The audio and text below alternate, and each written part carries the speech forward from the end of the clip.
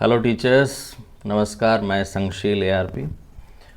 आज हम लोग चर्चा करते हैं साप्ताहिक आकलन ट्रैकर गणित के बारे में, कक्षा 1, 2, 3 कि हम लोग कैसे साप्ताहिक आकलन ट्रैकर भरेंगे, कहाँ भरेंगे, कब भरेंगे, कैसे भरेंगे।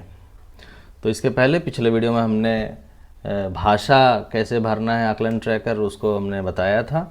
आप लोग उसको जाके देख सकते हैं, लिंक इसमें भी डाल दूँगा। तो इसमें हम लोग बात कर लेते हैं। तो जैसा कि हम लोग जान चुके हैं कि ट्रैकर जो है वो 3 तरह का है। एक कार्य पुस्तिका में मिलेगा जो बच्चे भरेंगे हमारी देख रेख में, दूसरा जो था वो संदर्शिका में दिया गया है, और तीसरा जो है वो भी संदर्शिका में दिया गया। तो कहाँ कहाँ है ये, एक तो हमें सबसे पहले ही मिल जाएगा जो वार्षिक ट्रैकर वाला है, वो शिक्षक के लिए स्वयं है कि हम कितने दिन जा रहे हैं विद्यालय, जिस दिन जाएंगे उसी दिन काम करेंगे। तो वो हो गया जिसको हम लोग वार्षिक साप्ताहिक शिक्षक ट्रैकर कहते हैं। ये देख लीजिए, हाँ, वार्षिक साप्ताहिक शिक्षक ट्रैकर। यहाँ पर मतलब शिक्षक गया है तो भरेगा, पहला दिन, दूसरा दिन, और ऐसे एक हफ्ता कंप्लीट जब होगा। और उसके बाद एक और दिया संदर्शिका के लास्ट में, साप्ताहिक आकलन ट्रैकर कक्षा 1, 2, 3। तो इसको भी भरना है। ये बच्चों का आकलन करके भरेंगे कि कितना बच्चा हमारा एक हफ्ते में सीखा। तो इस तरीके से चलाना है। लेकिन थोड़ा थोड़ा सा डिफरेंस है तीनों कक्षाओं को लेकर। कक्षा 1 में ये ट्रैकर कब भरेंगे, 2 में कब भरेंगे और तीसरे में कब भरेंगे। तो कब भरेंगे हम लोग ये जान जाए। कक्षा 1 में कब से भरना है, तो कक्षा 1 में हम लोग भरेंगे 9वें सप्ताह से, 9th वीक, 9वें सप्ताह से कक्षा 1 में। क्यों ऐसा है? क्योंकि ऐसा कहा गया कि जो हम लोग सप्ताह 1 से लेकर 8 सप्ताह तक हमने स्कूल रेडिनेस विद्या प्रवेश पर काम किया है, और उसके बाद ही हम 9वें सप्ताह से चालू करेंगे बच्चों को ट्रैक करना। क्योंकि 8 सप्ताह तो अभी हम रेडी कर रहे थे, बच्चे को सिखा रहे थे खेल खेल में कि पहले विद्यालय आए, कविता शुरू करे सीखना, ये सब।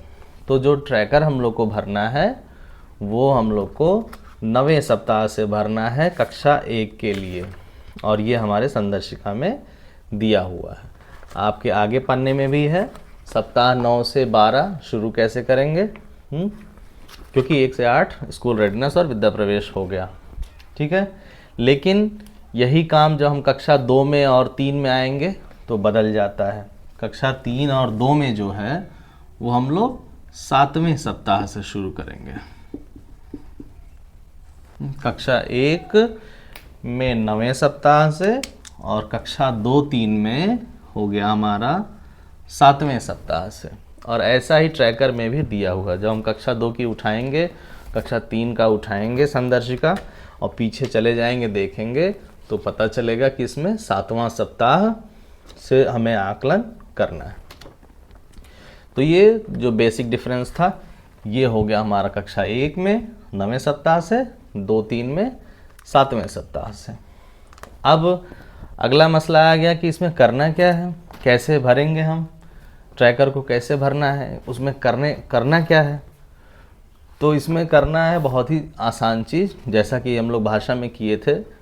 भाषा में बताया गया था कि 1 भरना था, डैश भरना था हर सप्ताह। यहाँ पर हमने क्या किया है कि जो 50% से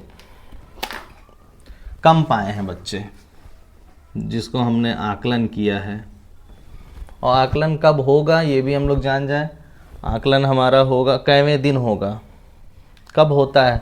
भाषा का जो था हमारा, उसमें हमने एक फार्मूला बताया था। इससे गणित में भी एक फार्मूला हम लोग जान जाएं। गणित का एक फार्मूला हो गया, गणित में कब आकलन करना है ये हम लोग याद कर लें। मैप, M से हो गया मैथ्स, A से हो गया आकलन, P से हो गया पुनरावृत्ति।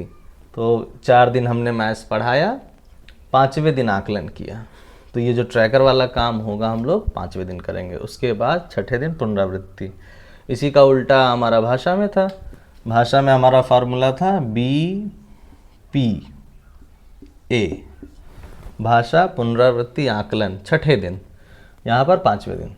तो ये भी ध्यान रहे कि हमें कब करना है, हर सप्ताह 5वें दिन करना है आकलन। चलिए, तो अब इसमें क्या बताया गया है कि कक्षा जो 1, 2, 3 है, हम लोग कैसे ट्रैकर भरेंगे, क्या किस आधार पर भरेंगे, बच्चों को कैसे कैटेगराइज करेंगे।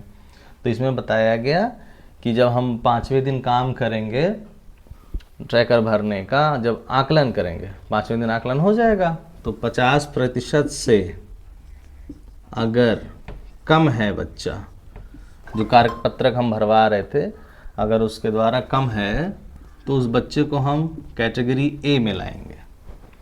उसके सामने इसका मतलब है कि हम ए भरेंगे। इसमें जो हमने कार्यपत्रक द्वारा या ब्लैक बोर्ड पे काम दे करके बच्चे को टेस्ट ले लिया, एक तरह से आंक लिया, तो आंकने के बाद हम लोग उस बच्चे के सामने, यहाँ नाम है, बच्चे के सामने यहाँ पर हम ए भरेंगे अगर वो 50% से कम अंक लाता है।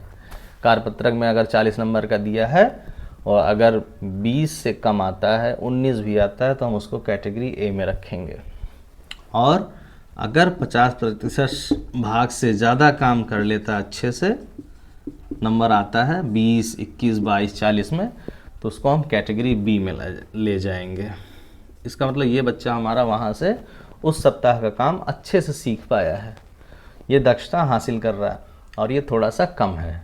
तो ये इसके साथ जो कैटेगरी ये है, इसके साथ हम फिर से उपचारात्मक काम करेंगे, रेमेडियल, और इसको हम आगे ले जाएंगे, नेक्स्ट वीक में ले जाएंगे, पुनरावृत्ति करके। यहाँ पर हो जाएगा पुनरावृत्ति, रिवीजन, और इनके साथ हो जाएगा रेमेडियल। तो ये था कि 50% से कम ए कैटेगरी, 50 से ज़्यादा बी कैटेगरी, और ये सब कुछ हमें डिटेल यहाँ पर हमारे दिया हुआ संदर्शिका में, हमें प्रतिदिन इसको ले जाना है अपने क्लास में। ये रहेगा, कार्यपुस्तिका रहेगी, और 5वें दिन कार्यपत्रक में वहाँ जो कार्यपुस्तिका में उसको करवाएंगे, और अलग से भी हम दूसरे और तीसरे कालांश में अपने तरफ से, इसमें लिखा भी हुआ है कि कहीं कहीं पर टूल्स हमें खुद से लेना है कि क्या ज़रूरत है, TLM की ज़रूरत है, या हम लोग खुद से वर्कशीट बनाएं, उसके ज़रिए बच्चों का आकलन कर लें और उसको कैटेगराइज कर लें। तो ये आराम हो गया, आसान हो गया, आप समझ गए कहाँ पर करना है ट्रैकर। तो ये हमने बता दिया कि संदर्शिका में ही होना है, संदर्शिका में। लेकिन कभी कभी समस्या ये होती है कि हमारे क्लास में 30 बच्चों से ज़्यादा है, क्योंकि यहाँ पर तो कॉलम 30 ही दिया हुआ है।